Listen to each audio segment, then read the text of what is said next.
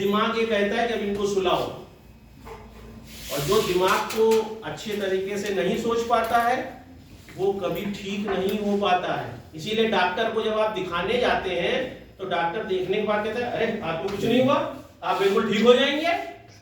वो इसलिए नहीं कहता है कि वो पागल है, वो चाहता है कि आप अच्छा सोचें अपने लिए। जब आप अपने लिए अच्छा सोचेंगे तब अंदर से कुछ अच्छा होगा। अगर नहीं सोचेंगे तो हम लोगों की तरह सब लोग ऐसे ही खड़े रहेंगे। सब लोग ये सोचेंगे कि हम आप पे कोई दया कर रहे हैं, हम आप पे कोई एहसान कर रहे हैं, और आपको ऐसा लगेगा कि ये जो हमारे लिए आए हैं ये एक कंबल हमको दे दिया, इन्होंने बहुत बड़ा काम किया। कुछ नहीं बड़ा किया, किसी ने कोई बड़ा काम नहीं किया। आप हमारी तरह मनुष्य हैं। भारतीय संविधान के जो सुबह से शाम तक लड़ाई होती है संसद तक कि हम भारत के लोग, हम भारत के लोग, उसमें हम कहीं नहीं है। हम इस बिटिया को अपनी बिटिया नहीं कहने में हिचकेंगे, क्योंकि हम चाहेंगे बिटिया हमारी हो तो बिल्कुल अच्छी हो, दूसरे की बिटिया कैसी हमसे नहीं होता। तो ये चीज के लिए मैं बस आया यहाँ पर कि आज आपके साथ बैठेंगे। अभी डॉक्टर साहब से किसी ने पूछा है, इलाज की थेरेपीज है बहुत अच्छी अच्छी, जहाँ पर कभी नैनी है, इलाहाबाद में जहाँ आपका मेन वो है, उनके साथ भी थोड़ा सा विचार विमर्श करेंगे। शायद अभी केंद्रीय टीम भी अब डॉक्टर बता रहे थे कि आई थी, वो कुछ मिलना चाहती थी, लेकिन मेरा दुर्भाग्य कि मैं उनसे नहीं मिल पाया। लेकिन मैं चाहता यही हूँ कि जब भी ऐसा कुछ बात आए और या आपको लगे, जो आपको, जैसे इसमें बहुत से लोगों को मैंने देखा भी, मैं डॉक्टर साहब से कह रहा था कि जो हाथी पांव है, उस हाथी पांव जिसे फाइलेरिया आप कह रहे हैं, वो ज्यादातर लोगों के दाएं पैर में है और किसी पैर में है ही नहीं, और वो मच्छर के काटने से होता है। ये पता है आपको? फाइलेरिया वालों को पता है कि मच्छर के काटने से होता है, और मच्छर जब काटता है तो उसके खून से ये कीड़ा अंदर चला जाता है और चुपचाप वहां पड़ा रहता है। जैसे आतंकवादी आके देश में चुपचाप छुप जाते हैं, सालों चुपचाप पड़ा रहता है और धीरे धीरे वहां पर अपने को बढ़ाता है। और एक दिन ऐसा आता है जब आपके शरीर में दिखाई देता है। इसका जो कीड़ा है वो 1.5 इंच लंबा तक हो सकता है, तो मांस को फाड़ के बाहर आ जाता है।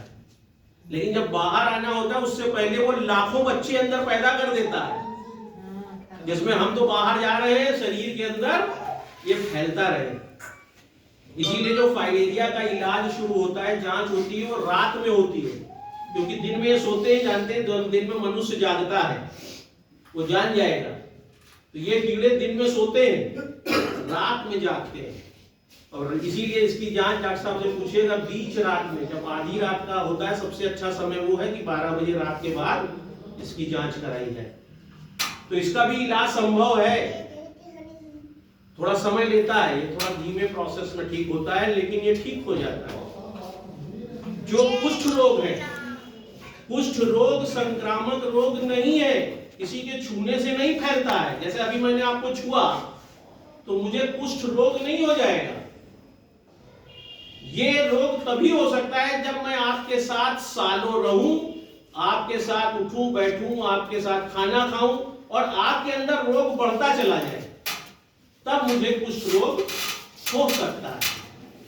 और उसका भी इलाज है। जो ये उंगलियां गल जाती हैं, जिसको काट दिया जाता है, इसका भी इलाज है, लेकिन आपको उसके लिए गंभीर होना पड़ेगा। ज्यादातर लोग निराश हो जाते हैं। सबसे ज्यादा निराशा तो घर वालों से होती है।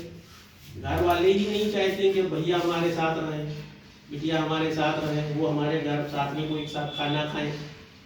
ऐसे में आदमी को अंदर ही अंदर एक निराशा जीवन से हो जाती है कि जीवन जीना व्यर्थ है।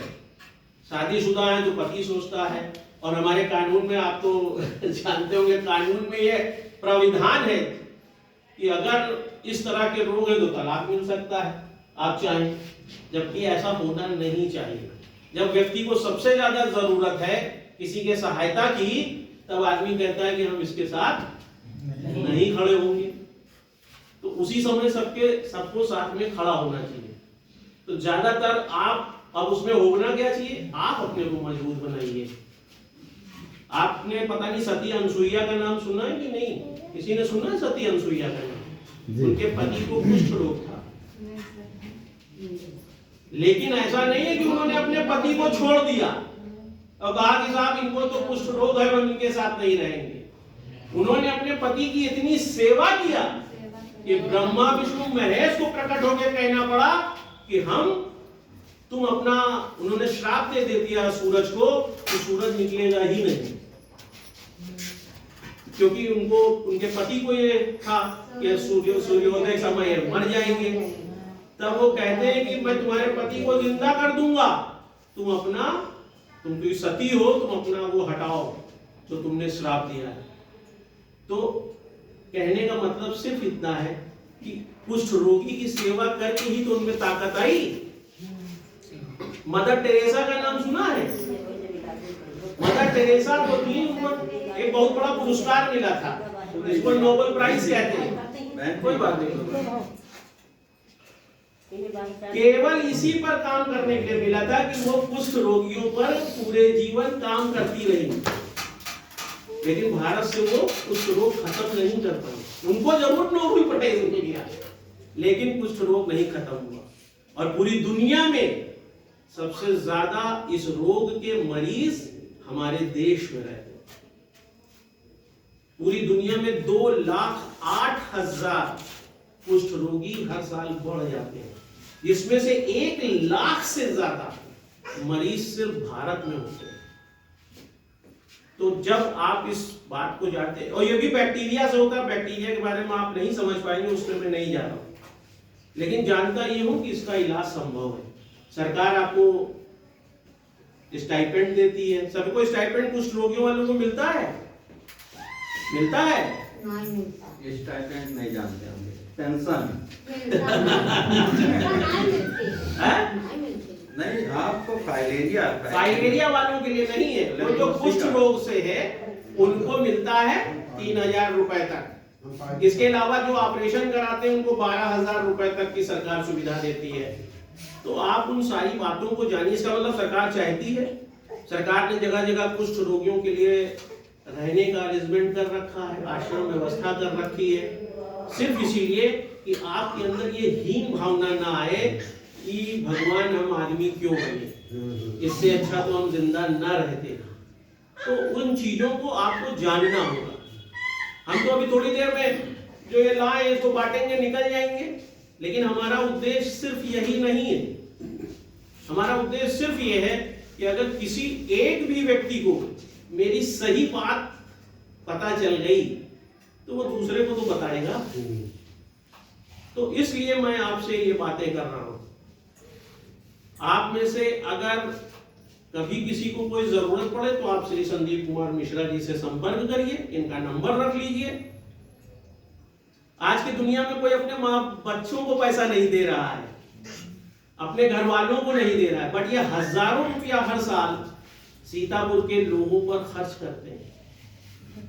इसलिए नहीं खर्च करते हैं कि दिखावा इन्हें करना है। इनके ये माता पिता के संस्कार हैं कि इनको लगता है कि जो मैं कमा रहा हूं उसका एक हिस्सा समाज को मिलना चाहिए, समाज के उन लोगों को मिलना चाहिए जो कहीं से परेशान है, कहीं से वंचित है, इसलिए ये कर रहे हैं। तो ऐसे व्यक्ति के साथ मुझे भी जुड़कर फख्र महसूस हो रहा है। काम इनका है, नाम किसका हो रहा है? मेरा। चालाक कौन है? मैं। ये तो सीधे ये हमारे चक्कर में फंसे। आपको ये बात जिस दिन समझ में आ जाएगी आप अच्छे व्यक्तियों को ना समझ जाएंगे, नहीं तो आप जिस तरह के लोग उनके पास तो कोई खड़ा ही नहीं। ये बात समझ रहे हैं आप? तो इसका इलाज कराइए, और प्रशासन आपके साथ है, शासन आपके साथ है, डॉक्टर साहब आपके साथ है, और अंतिम कड़ी के रूप में हम लोग आपके साथ हैं। जीवन बहुत सुंदर है। उस सुंदर जीवन में इसी शरीर पे राम मिले हैं, इसी शरीर से कृष्ण मिले हैं, इसी से ईसा, मूसा, मोहम्मद सब इसी मानव शरीर को लेके निकले हैं। तो अपने अंदर उनको महसूस करिए कि क्या कारण था कि वो तो राम बन सके, मैं राम नहीं बन सका। क्या कारण है कि वो सल्लल्लाहु अलैहि वसल्लम बन सके, मैं नहीं बन सकता हूं। अपने को इतना कमजोर कीड़ा मकोड़ा मत समझिए। अपने अंदर ये भाव जगाइए कि मैं पूरा पूरा मनुष्य हूं। कुछ ना आए पोस्ट कार्ड प्रधानमंत्री को लिख दीजिए इसमें से कितने लोग लिख लेते हैं? लिखना आता है किसी को? उनको लिख लेता किसी को नहीं आता लिखना, सब साक्षर भी नहीं है। खैर, किसी से लिखाइए एक पोस्ट कार्ड और केवल 4 लाइन लिख के भेज दीजिए कि मेरी ये समस्या है, मेरा ये, मैं यहाँ रहता हूँ।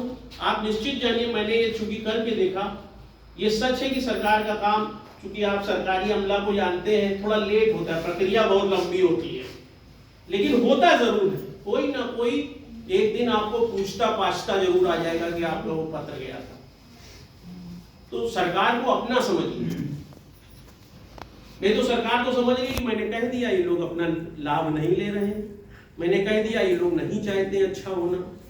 और उसके लिए सबसे जरूरी चीज है कि आप अपने मन में ये भावना लाइए कि हम अच्छे हो सकते हैं। जब तक मन आपका नहीं स्वीकार करेगा, आप में से कोई भी स्वस्थ नहीं हो पाएगा। जैसे अभी अम्मा कह रही थी हमें कान से सुनाई नहीं देता, तो इन्होंने मान लिया कि अब सुनाई नहीं देता, लेकिन जब बहुत ध्यान से सुनती होंगी तो सुनाई भी देता होगा। जो ये बताता है कि जब आप कोई काम ध्यान से करते हैं तो वो चीज घटित होती है। ध्यान से सुन देखते तो समझता ही ना। अच्छा, दूसरा मुझे लगता है महिलाओं को समस्या ज्यादा है। महिलाओं को फाइलेरिया की समस्या ज्यादा है, कुष्ठ रोग जो है पुरुषों में ज्यादा है।